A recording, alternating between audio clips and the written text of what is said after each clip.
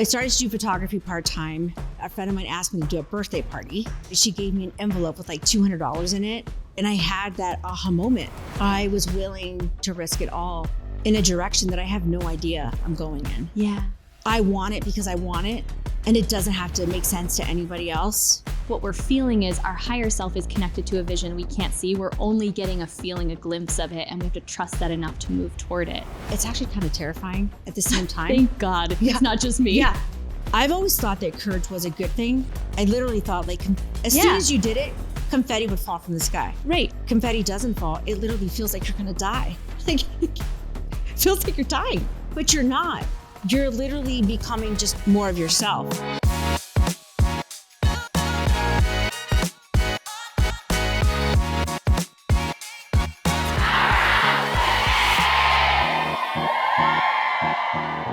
Monica, welcome to Powerhouse Women. Yay!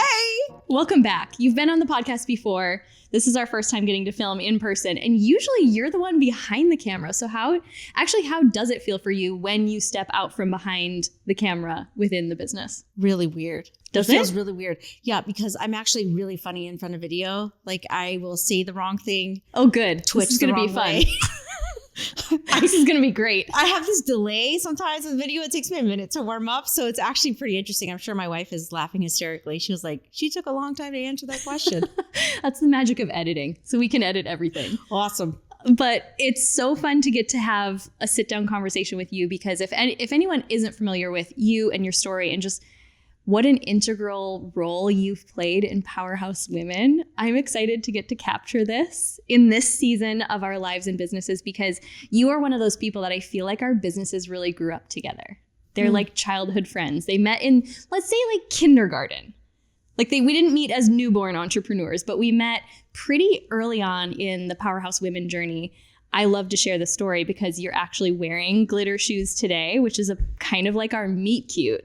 You were photographing one of our other favorite women, Lori Harder's event back in 2018, I think it was. Yeah. And I walked up to you at the event and I said, I love your shoes, because you were wearing gold sparkly shoes. Yeah. And then I think we were just friends ever since that. Yeah. That was it. We were literally walking in the hallway. I think I had run out of battery or something. And I had specifically purchased these Michael Kors gold sneakers. Yes. Because I needed to like dress my outfit up. And we like literally were walking in the hallway and you were like, I love your shoes. And I was like, I know, I love them too. And they were like, let's just be best friends. Cool. That was it. That was it. And I was in the planning process. I think that was the point too, where, you know, I'd had the very first Powerhouse Women event in 2017. If people don't know that story, it was really just meant to be this celebration of this self-published book that I wrote. Never knew it was going to become this annual event.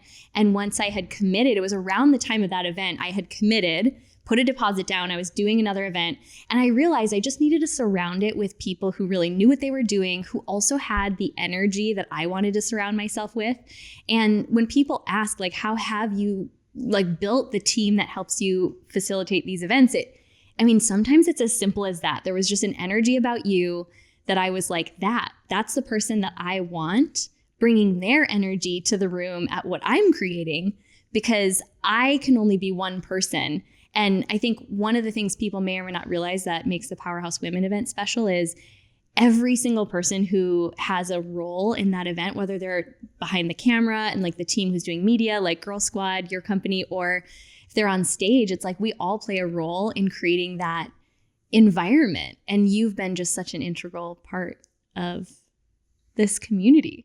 It's been amazing to watch it grow. Like I remember when you asked me, I think we were in the conference room and you said, so I have this little event called Powerhouse.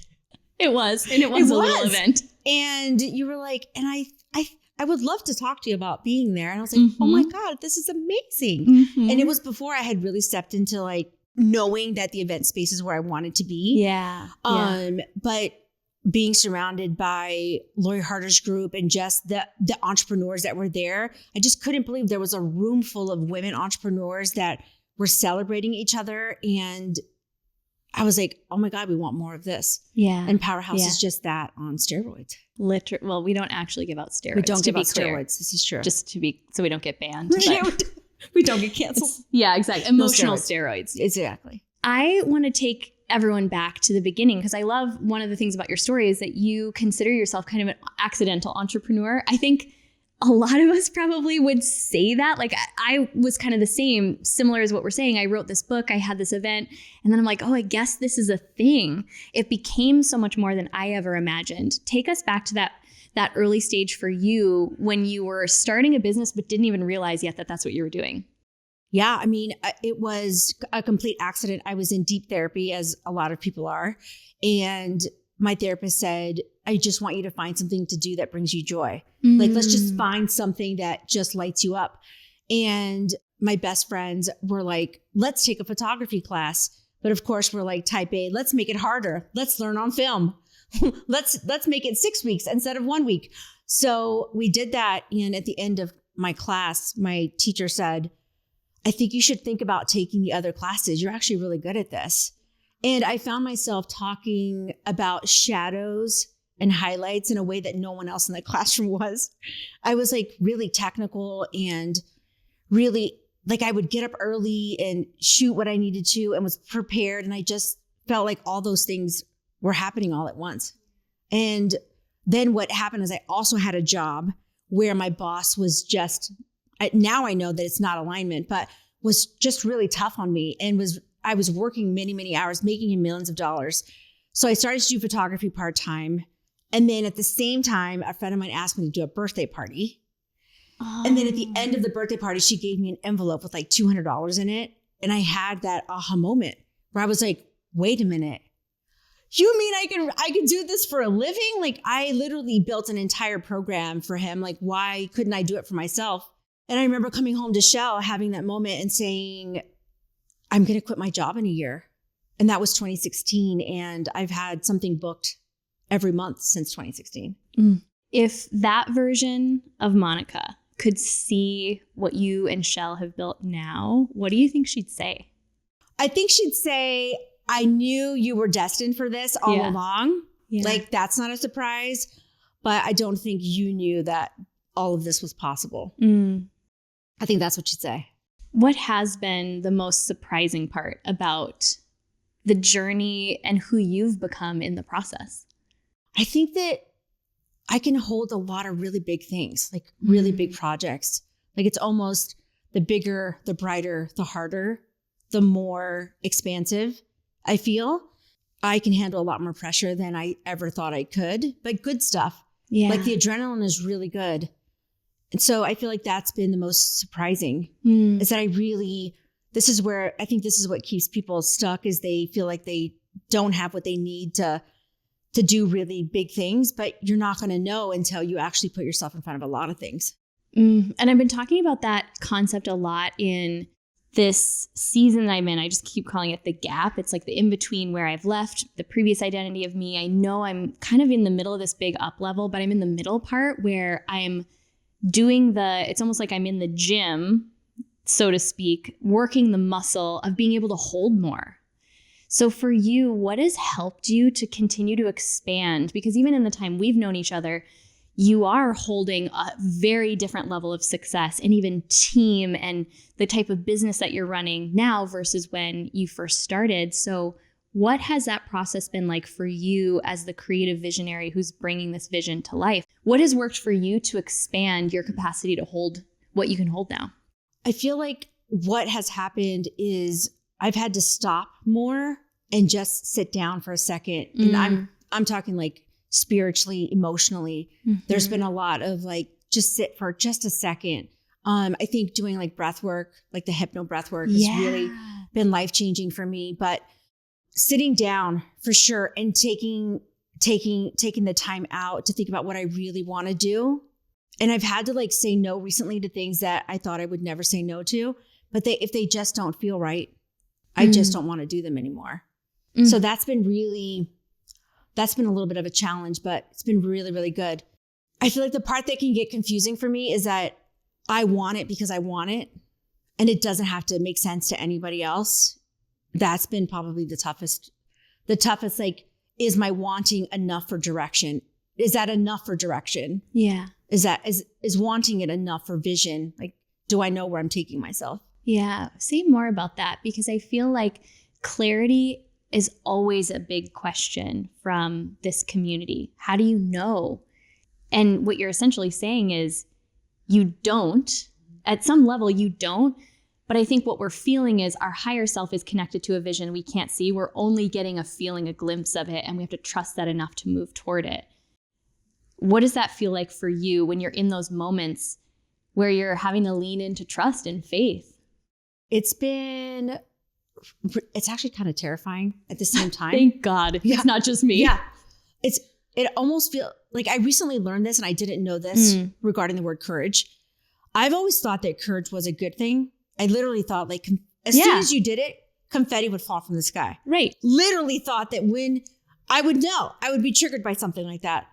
But actually courage, confetti doesn't fall. It literally feels like you're going to die. Like it feels like you're dying. But you're not. You're literally becoming just more of yourself. And there is a gravity pull that's taking Girl Squad in directions that sometimes it's so strong. It like literally gets me up in the morning, even when I'm not feeling like it. I'm like, we've got to keep going. Yeah. Like one step in front of the other. Yeah. Let's talk more about that death, shall we? Yeah. We were just talking about this before we started, just how in the growth process, it's so easy. And I feel like you have a brand like this too, where the highlight reel is very shiny. You get to be at these amazing events, photographing amazing people, celebrities. And that is what, 10%, 5% of what is actually going on behind the scenes. It's like the tip of the iceberg of what is actually required in order to keep you moving forward. I guess what I want to hear more about is if you were to speak to like that feeling of death, when you're in those moments, what do you lean on to keep you moving forward, to take the courageous step? I have to keep breathing. I feel like that. I know it's really small, but for me, it really is taking a deep breath. Like even being on this podcast is huge for me. Like that's like, wow, I didn't see that coming, but I'm like, at the same time, let's do crazy. Let's come on here, you know? So that's why we're friends. Yeah, that's why we're friends. I do like to do crazy things. So, I mean, I feel like breathing is what brings me toward it. Yeah. And I can hear it. You've referenced it a few times of just the trust that you've built in that gut pull. Like for me, it's a gut. Maybe for you, it's pulling from somewhere else, but you feel it. I mean, I can feel that when I'm in your presence. It's one of the reasons I love collaborating with you is you can feel the bigness of your vision and also your humility in being in the stage you're at right now. You're not trying to be ahead. You're not, still feeling like you're behind. You're just present with where you're at. But it's so obvious to anyone who's in your energy that you're connected to something that's so much bigger. Yeah. And it's exciting. It makes me want to say yes to joining you on the journey. Have you always been a visionary in that sense? I feel like I have. Yeah. I feel like ever since, like I can think back to when I was like a little girl, I would spend a lot of time by myself, and I had siblings, but my mother was really great at allowing me to play alone. And it's probably because that was good for her. Right? It's probably great for her. Like great parenting, but also, why did you leave me alone so much? But I do remember as a kid looking around some dysfunction that was happening or things like that, and just saying, this is not the end of the road. Even, 8, 9 years old, I remember thinking there's just so much bigger and brighter. And I was willing and am still willing to risk it all in a direction that I have no idea I'm going in. Yeah. And I feel like that's awesome and terrifying at the same time. Yeah. I don't think we talk about that enough, that most of us don't actually have 100% certainty in the direction that we're going. Yeah. How do you cultivate a sense of certainty in taking the next step when there actually isn't certainty that you're going in the quote unquote right direction? Because it's all made up. Like we're creating things that haven't been created before. So I was just speaking on a solo episode about this of, I guess it's like overcoming the fear of making the wrong decision, or going in the wrong direction. What's your process for that, of just really trusting yourself? I think I'm okay not knowing whether it's going to work or not. And I feel like that's the part of the entrepreneur that's a little crazy, is I'm really okay if it works out gloriously or if it collapses. Like somehow I've gotten really uncomfortable with that uncertainty of it working all the time because it's just not going to. And then sometimes it works out miraculously. And you're like, wow, that was really good. That was worth going this direction in. You're so right. It's like when we give up that need for control as much as we can. For me, sometimes I'm like peeling one individual finger at a time, like my death grip of control. But if I can release control, true, I don't have as much control over whether it fails. But I'm also opening up far more space for the possibility of miracles, of magic, of connections I wouldn't have made otherwise, outcomes I could never have imagined. And I think it's why faith has been such a big part of my business journey too, just having faith in something bigger than myself. But I think the other thing, and I hear you kind of speaking to this too, is because I've built up a track record of releasing control and trusting myself and taking those bold actions. Does every single one work out? No, but some of them really, really work out. And it's like the best addiction possible. You're like, well, if I could do that, and I didn't die when I faced the failure, what's possible if I just now take this next risk? Yeah. Something about this season is bigger, bolder, riskier. I think also because my birthday's coming. I'm milestone birthday. And so we're not going to say it because we're not ready. But it's a milestone. I feel like there's a lot of thinking about what, like, this is it. Yeah. I couldn't feel like there's more a fork in the road in my life than there is right now at this moment. I feel like everything is like riding on which direction I take right now, which can be really scary, but also extremely exciting. It's like the best roller coaster. I'm like, this is it. This is the time. This is like metal on the, whatever they say, metal on the pedal. Things that are fast. Insert car analogy here. I feel like this is, I have felt this several times in my life. I've been able to identify that recently. I felt this when I was 16. I remember waking up and just wanting to change my life. It was like, I could still remember like this. Wow. I woke up, it must have been 6:30. I was getting ready for school. The sun came in through I'm so visual, right? So the sun was peeking through the window and I said, this is it. I'm changing everything. And I changed like schools, changed friends, changed my job, like did something else. And with something in my life right now, and I don't know what it is, and we'll be able to tell in the next couple of years what that was. But something is really risky and exciting. I feel that. And interesting that you're speaking to this because I just had my last birthday was a milestone. I turned 40, and leading up to it, I felt like 39 was a year of preparation. I was slowing down. I was just evaluating things through a different lens, and I could feel the bigness of what was trying to come through.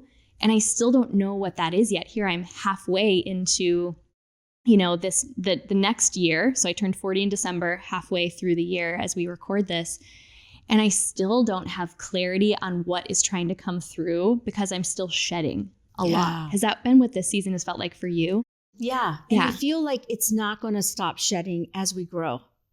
I do feel that. And I feel like that's where maybe wisdom has shown up in like maybe age or just confidence, maybe because I've taken so many risks that there's a confidence in I'm going to be thrilled or happy and sad at the exact same time.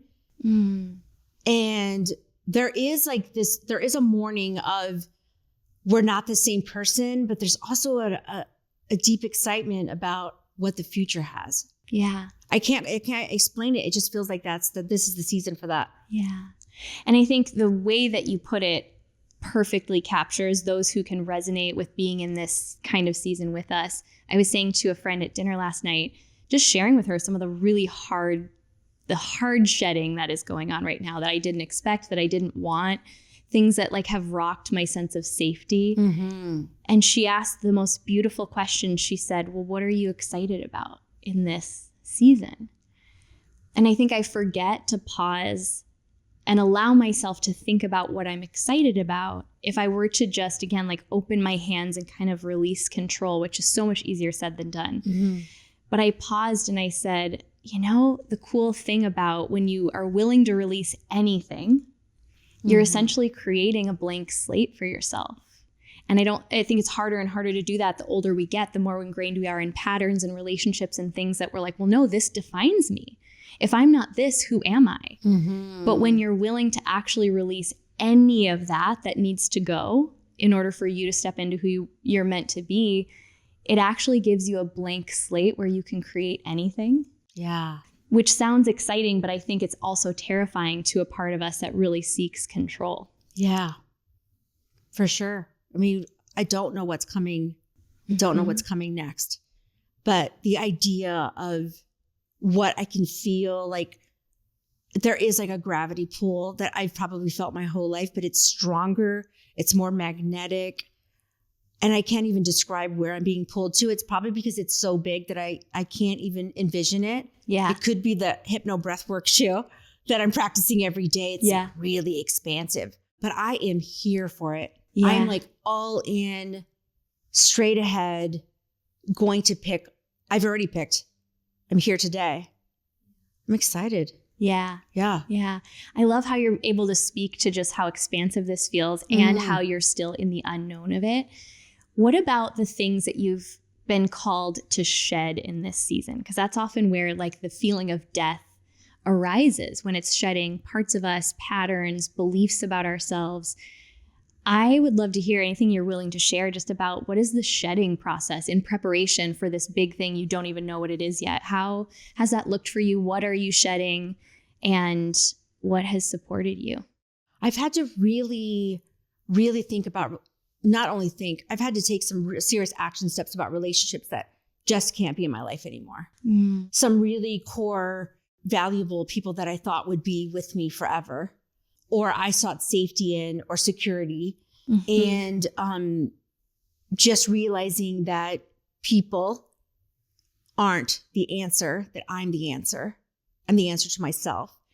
And that I need to stop seeking for other people to keep me safe, including relationships, intimate ones, non-intimate ones, like just everything, the grocery store trip. Who am I engaging with? Who am I talking to? What am I watching on TV?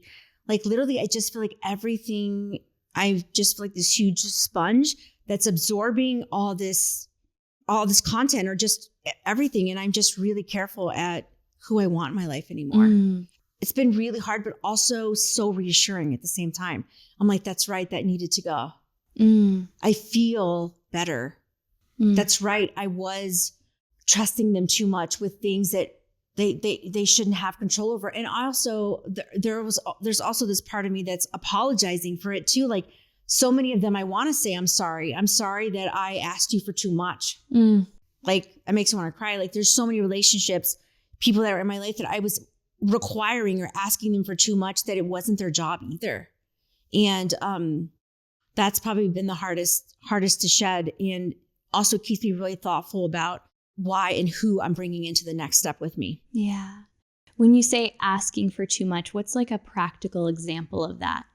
What you were asking for? Just in case someone's listening to this and they actually have this pattern and they're nodding along, they're like, oh, that's very insightful.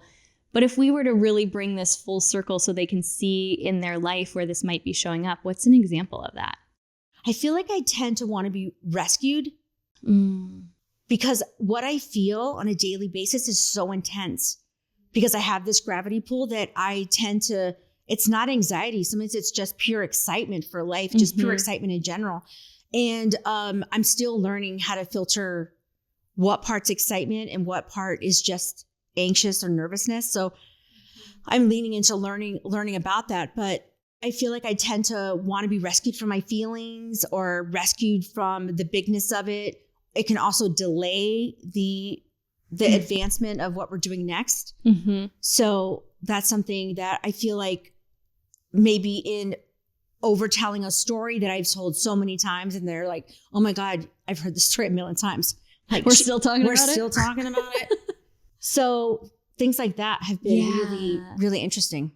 And I'm grateful you shared that, because as you were saying it, I felt like it was a mirror to the pattern that I noticed. Mine is actually opposite.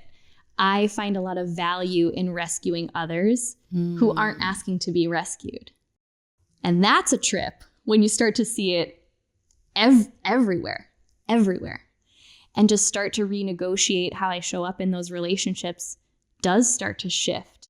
Because when you have these unspoken agreements, like, cool, I'm going to need to be rescued, or I'm going to be the one that needs you to show up for me, and you're going to be the one that over shows up for me and then resents me. Cool. It's like we say that without even saying it. Yeah. And then we wonder why certain relationships, as you grow and as you start to realize, oh, I need to shed this pattern, you're like, why can't I just be in this friendship anymore? Or why can't I be in this partnership in another area? Because you're renegotiating your energetic agreements with people. Yeah. And some people are not up for it. Mm-hmm. They're like, wait a minute, this is not what I signed up for. Mm-hmm. Or I don't like this Monica who isn't asking me for help. I feel like I was surrounding myself with people who were also wanting to rescue me. Which I'm like, this is perfect. Which this is very interesting. It actually hasn't shown up in our dynamic. No. And that's a good thing to notice too, is you'll be drawn to it in certain friendships and not in others. Mm-hmm. But I can really speak to this from the standpoint of, on the receiving end, unless I'm someone who's doing my work, when someone no longer needs me, it feels like an actual threat to my survival. Before I was able to uncover a lot of, it's codependency. That's essentially what it is, right? Before I uncovered, and I think we switch off in these roles in different relationships. There's relationships where I'm the one who wants to be more rescued, or I'm more needy and I'm wanting the other person to like meet those needs. I tend to show up more in the one who wants to meet other people's needs, and I think I need to earn their love by doing so. So the moment someone no longer needs me, or when I wake up to the fact like, wait, that person doesn't need me, they need to be empowered in themselves and in knowing how amazing they are. And in order to do that, I need to actually step back. It triggers a very real part of my nervous system that feels like I am threatening my own survival, because to that part of me, I should say, being needed meant I was safe. It meant it locked in the fact that like, you can't leave me, you can't break the connection if you need me. And so you're kind of speaking to the other side of it, where it's like this unspoken agreement that we don't even realize we're carrying in certain friendships or dynamics, where until you get to the point where you're like, that actually doesn't work for me anymore. Yeah. It can be really hard to break. Yeah. I feel like there have been a lot of times recently where I've had to just, and I had a moment like this at the Expanders retreat, where there were certain stories that I just was ready to leave behind. Like, I'm like, we're not telling that one again. Like, that one's not coming with us. And I feel like that's been so beautiful to like feel that way. But this is a season of my life where I feel the need to have to need myself. Like, there is this calling to get to know myself in ways that I never have before.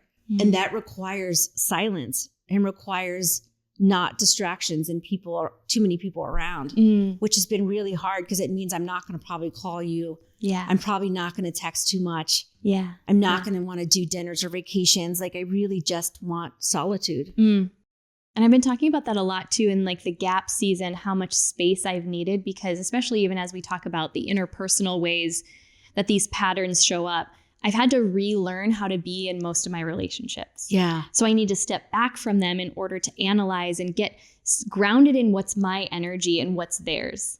That's what my therapist has said. It's like, you need to kind of step back so that you can see what's mine, what's theirs, and then come back into it and realize where I want to step over into that side over and over again, and then stop the pattern when it shows up. So for you, what does that look like being maybe on the other side? It sounds like relearning just how capable you actually are. Not relearning, but grounding yourself into like, what would it look like for me to be the one to save myself and still depend on people and allow people to be there for me, but without robbing you of your own power? How has that shown up for you in this season, if that's a pattern that you're breaking?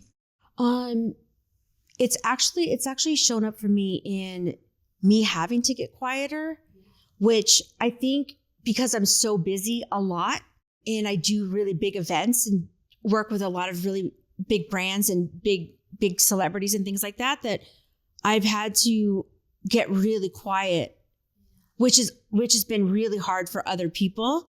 And I feel like the not reaching out Mm-hmm. and not needing them or retelling the stories has been a real game changer for me. Yeah. Yeah. And it is. It's like in those little moments where we interrupt the pattern. We feel drawn to go and do the same thing that we've been doing that we know is making us unhappy. Yeah. I'm just speaking for myself here. And instead we choose the other route. And in that moment, I think that's that moment where, like, again, that little feeling of death shows up. And to realize that it's that part of us that's like, but that's how I stay alive. Why are you taking my pacifier away? Yeah. You know, it's like, that's the way I go to soothe is I abandon my own needs. I show up for other people's needs. You're going to cut me off from that. Yeah. And I don't think, I haven't heard enough people talk about how in those moments where you're like butting up against yourself and choosing a new pattern, it's so uncomfortable in those first couple of times. It's been really uncomfortable not to have the people in my life that I would usually rely on rescuing or saving me emotionally. And I think I use that in a way, the way it shows up for me is talking about old stories, repeating things, and constantly talking about what's wrong in my life as opposed to starting conversations that's what's going great. And I feel like there's certain relationships where I would start that way about what the problem was as opposed to what was going great in my life. And it's something that I recently recognized that I did a lot. Yeah. And I think it's so cool to hear, you know, again, someone like you who's created the incredible business and brand and career that you've created, the connections that you have, to hear that in this season, that's something that you are rewiring. It just gives permission that for all of us, it's like every layer deeper that I go into my own self, I don't think I'll ever reach the end of finding things where I'm like, really? I didn't know that was in there. I thought I was like already pretty good, like pretty developed, personally or I thought developed. I had gotten rid of it. Yeah. Like I recently found a journal from 2013. No way. Oh yeah. I read it and I was like, I'm talking about the same things. My. So a decade. Wow. And I was like, whoa, this literally is the same thing that I've been talking about. And I'm still talking about it. And I'm like, oh, journaling is so good for that reason, because you can like hold yourself accountable. And at the same time, I'm like, I've made some serious progress. Yeah. And then at the same time, I'm like, oh, there's still more progress. Yeah. Yeah. How was that moment when you saw those words staring back at you? Was it kind of a gut check? I literally cried my eyes out. No one was home. Michelle wasn't home when it happened. I literally was like, oh, that's why I feel stuck.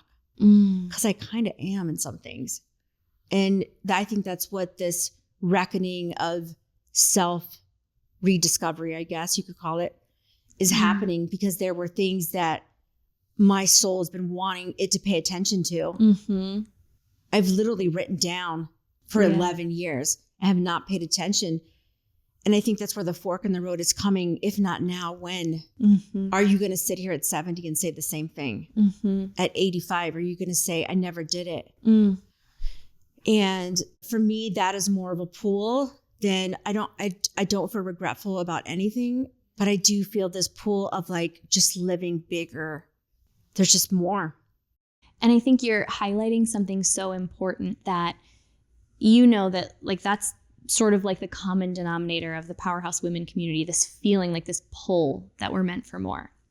And then I think the common theme I will hear from some people is feeling like they kind of keep going round and round and they're not seeing actual progress. I've had seasons like that too. But to realize what you're pointing to is so important. It was like the answer was in that journal. And I think you're so right. The visibility, the awareness that journaling gives us is to be able to go back and see like, well, what was I struggling with?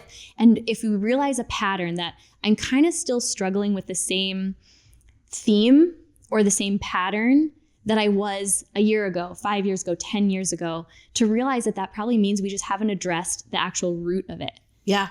And I think that's where I got caught up in doing a lot of personal development, a lot in my head, a lot mentally, but I wasn't, like you were saying, you're using hypno breath work and practices to just go deeper into the transformation process so you can actually shift the root of it. It also made me realize that there are it really shook me up. And I had an opportunity when I read the notebook to think of this two different ways. I could have read the journal and been like, sit down, sit on my hands, I quit. Like, I fucking give up. I'm not going to. I can't. I'm failing. Look at this. It's been like 11 years. Proof of everything I've been I afraid had of. proof that I am stuck. Literally. It's the same conversation. But I realized the growth is when I didn't choose that way, that I literally said, oh, here's your answer. You got to change up what's surrounding you. You got to change up, like, who are we talking to? What other things do we need to engage in that are going to elevate us? Because whatever you're doing, honey, it's not working. You're going to write this down in 11 years from now. So I had an opportunity or an option at that time to think of those in two different ways. Yeah, so true. And I just decided we're really going to shake things up. And it is the only way for me. Was there a moment where you were tempted to go into beating yourself up at all? Like, what message would you have for someone who's maybe had a moment like that where they realize I am in the same loop and I haven't shifted? What was the thing you had to access in order to prevent you from going, I give up? See, this is a pattern I can't shift. This is just who I am. If you could speak to anything, like for that person who might be finding themselves in a pattern repeat and be beating themselves up over it. I literally let myself wallow a little bit. Okay, good. Thank you. I did. Thank you. I was like, oh, you're right. You suck. I was really, really mad. I'm like, exactly. I'm exactly where I thought I was. I literally cried my eyes out. No one was home. Wailing, probably. Wailing. Like, all the things were bad. Like eyelashes ugly. came off. Yeah. Bad. It was bad. Okay. Got it. And then after I kind of threw a fit about it, when I came out of the fit, when I could cry, I literally cried until I couldn't cry anymore. Like, it was like exhausting. Like, I had exhausted myself from crying so hard that when I came up out of that, I realized I'm not the same person. Wait a minute here. I couldn't wallow long, but I had to literally let myself kind of go there until I realized when I had cried as much as I could, that I'm not that person anymore. Yeah. And I can't go back and I can't lose her. Yeah. Like, all the progress I've made isn't lost. Yeah. All the experiences I have they haven't gone anywhere. And there's no risk of losing them ever. They're part of who I am. It's so powerful. I think you're speaking to something that is new for me in this season, which is like to go to the depths of the emotion in the thing that's triggering me. Instead of thinking, nope, don't want to feel this. Don't want to feel like a failure. Don't want to feel triggered by the fact that I am now seeing it's a pattern I'm repeating. Actually allowing myself to have those moments where you're wallowing or you're sobbing or you're screaming into a pillow. Yeah. And fully feel it, because once I release it, there's a lot more emotional freedom on the other side to then my conscious brain be like, okay, you done? Great. So here's what we're going to do. Yeah. We're going to pick ourselves up and you know exactly what to do. That's you right. aren't that same person, like you said.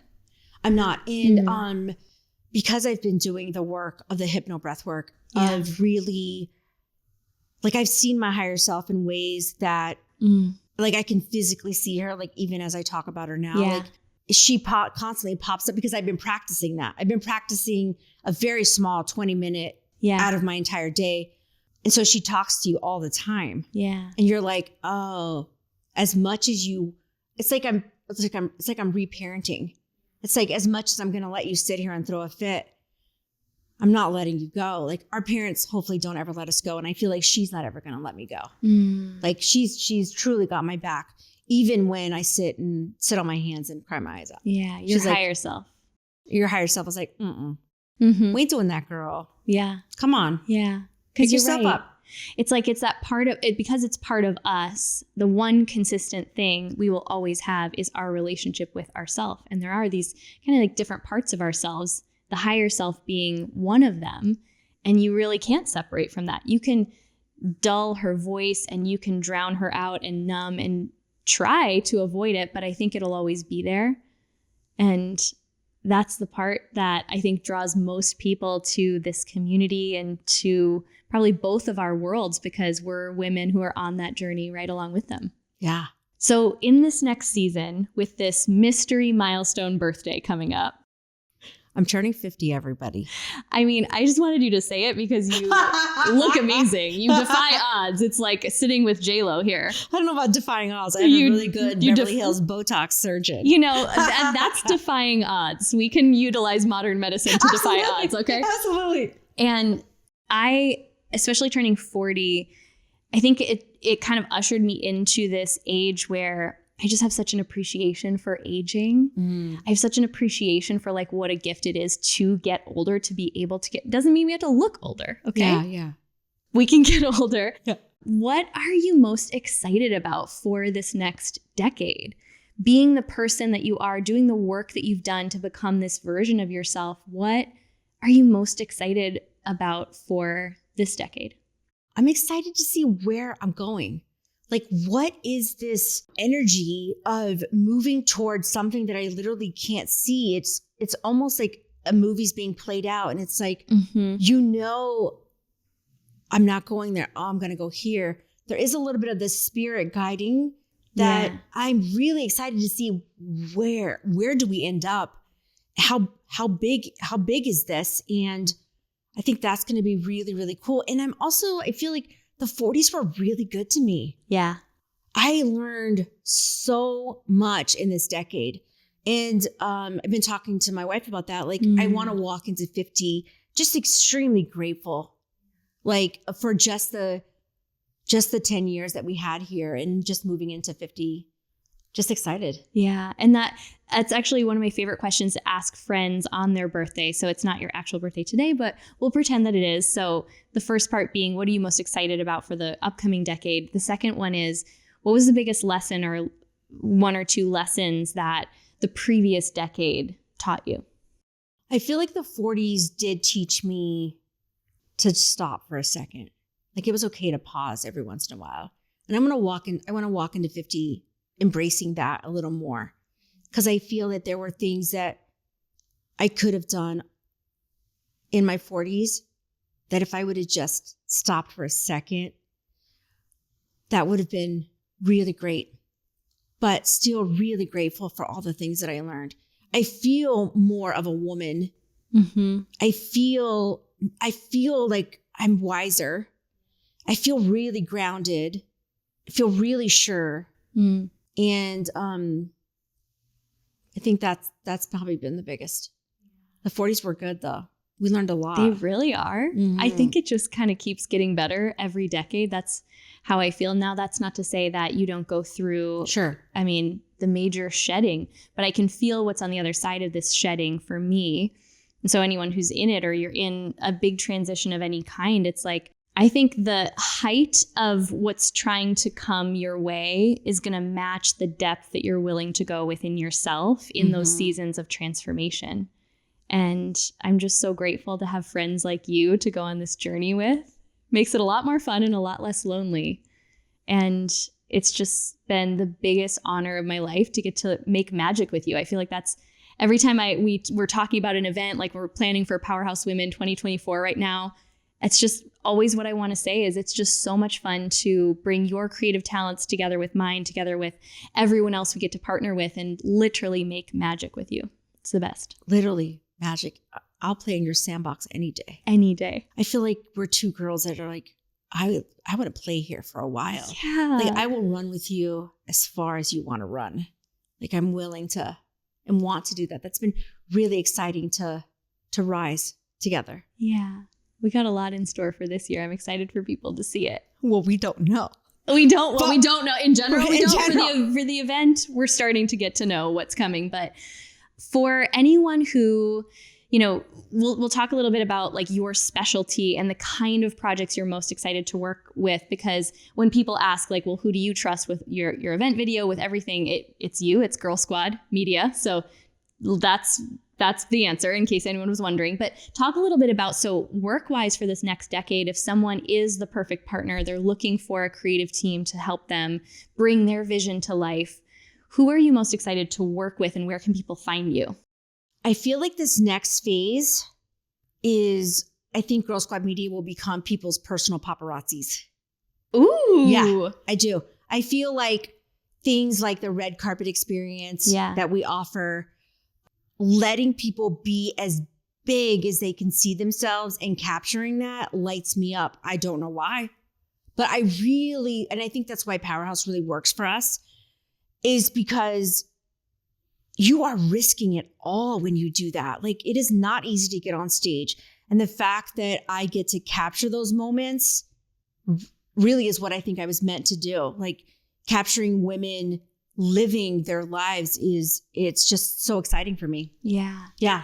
And I just had a moment thinking back to when you sent over even our proposal for this year. On the front page, you had a picture of every year we've had together. The only event when I didn't know you yet was the very first one, when it wasn't even a thing. I didn't know what I was doing.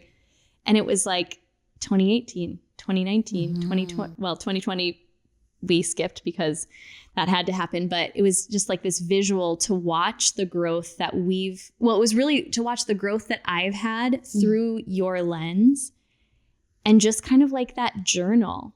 It's this opportunity. Investing in working with brands like yours gives me the opportunity to look back and see how far I've come, how far the brand has come, to give women in our community an opportunity to see how far they've come. It's one of the best investments I've ever made. I will make it over and over and over again.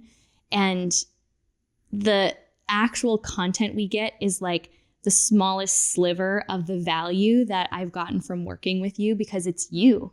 It's you and the people you surround yourself with, and your amazing wife, Shell, and her amazing pink hair. It's like, it really is the Girl Squad experience. You see us as our higher selves. And because you hold that space, that's how I get to show up in front of your camera. And it's the biggest gift. So Thank you. You're welcome. I also feel like when I know you asked me recently, like, I can't quite explain like how you capture the magic. And I thought about it. I'm like, it's because we are actually, every time I click my camera or click the shutter button, I'm literally saying, I love you. Like, I love this moment. I love it. I love it. I love it. And we are witnessing magic unfold and watching people, you embody your higher self in those exact moments. That's why the pictures are great. I'm literally stopping time for just seconds. So there is magic in that photo. I'm not making it up. I can't make you more glorious. Like, that's who you are. That's so beautiful. Like, what a gift to get to, like, this is your job. Yes. You get to do that for a living. I know. How cool. Very cool. Okay, where can people find you if they want to connect, they want to talk to you about projects and bring Girl Squad along for their journey? Well, I love Instagram. So Instagram's where I live. And I answer my own DMs. So send me a DM. We'll talk. Yeah, Girl Squad Media. Girl Squad is Media. the handle now. And we'll link all of it in the show notes, of course. Obviously, we're going to be together in August. I'll make sure that this episode airs beforehand. I'm going to selfishly ask you to speak to, because I try so hard to capture in words what it's like at the Powerhouse Women event. And it's hard to explain in words. It's a feeling. But for someone who's listening to this, who's never been, how would you describe the experience? You've been with us since almost the very start, the very first year. Who would you say it's for? And like, how do you even describe what it's like in the room? Because you'll be there. I'll be there. Yeah. You know that feeling right before you get on a roller coaster, like you're in line and you're like in line and it feels really big. You're like, oh my God, I'm going to do this loop. I'm going to scream my head off.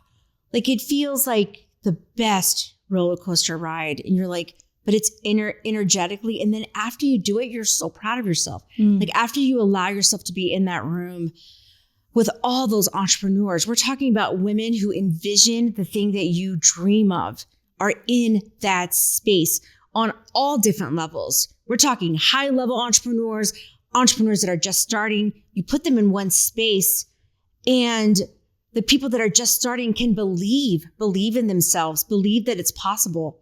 And then you have other people that are allowing themselves, the higher level entrepreneur that's allowing themselves to lead.